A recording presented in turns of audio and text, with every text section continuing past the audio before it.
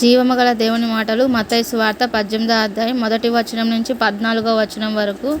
ఆ కాలమున శిష్యులు యేసు నొద్దకు వచ్చి, పరలోక రాజ్యంలో ఎవడు గొప్పవాడని అడుగగా, ఆయన ఒక చిన్న బిడ్డను తన యొద్దకు పిలిచి వారి మధ్యను నిలువబెట్టి ఇట్లనెను, మీరు మార్పు నొంది బిడ్డల వంటి వారైతేనే కానీ పరలోక రాజ్యంలో ప్రవేశింపరని మీతో నిశ్చయముగా చెప్పుచున్నాను. కాగా ఈ బిడ్డ వలె తన్ను తాను తగ్గించుకొని వాడెవడో వాడే పరలోక రాజ్యంలో గొప్పవాడు. మరియు ఇలాంటి ఒక బిడ్డను నా పేరట చేర్చుకొనువాడు నన్ను చేర్చుకొనును. నా యందు విశ్వాసముంచు ఈ చిన్నవారిలో ఒకనిని అభ్యంతరపరచువాడెవడో వాడు మెడకు పెద్ద తిరుగుటరాయి కట్టబడిన వాడై మిక్కిలి లోతైన సముద్రంలో ముంచివేయబడుట వానికి మేలు. అభ్యంతరముల వలన లోకమునకు శ్రమ, అభ్యంతరములు రాక తప్పవు గాని ఎవని వలన అభ్యంతరము వచ్చునో ఆ మనుషునికి శ్రమ.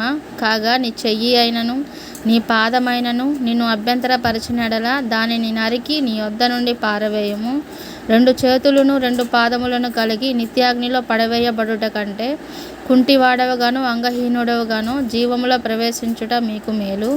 నీ కన్ను నిన్ను అభ్యంతరపరిచిన యెడల దాన్ని నరికి దాన్ని పెరికి నీ యొద్ద నుండి పారవేయము. 2 కన్నులు కలిగి అగ్నిగల నరకంలో పడవేయబడుట కంటే 1 కన్ను కలిగి జీవములో ప్రవేశించుట నీకు మేలు. ఈ చిన్నవారిలో ఒకనినైనను తృణీకరింపకుండా చూచుకొనుడి. వీరు దూతలు పరలోకమందున్న నా తండ్రి ముఖమును ఎల్లప్పుడూ పరలోకమందు చూచుచుందురని మీతో చెప్పుచున్నాను. మీకేమి తోచును?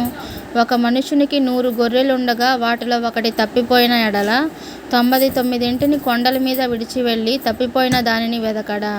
వాడు దాన్ని కనుగొనిన యెడల 99 గొర్రెలను గూర్చి సంతోషించునంతకంటే దానిని గూర్చి ఎక్కువగా సంతోషించునని మీతో నిశ్చయముగా చెప్పుచున్నాను. అలాగుననే ఈ చిన్నవారిలో ఒకడైనను నశించుట పరలోకమందున్న మీ తండ్రి చిత్తము కాదు. దేవుడి వాక్యాన్ని ఆశీర్వదించునుగాక. ఆమేన్.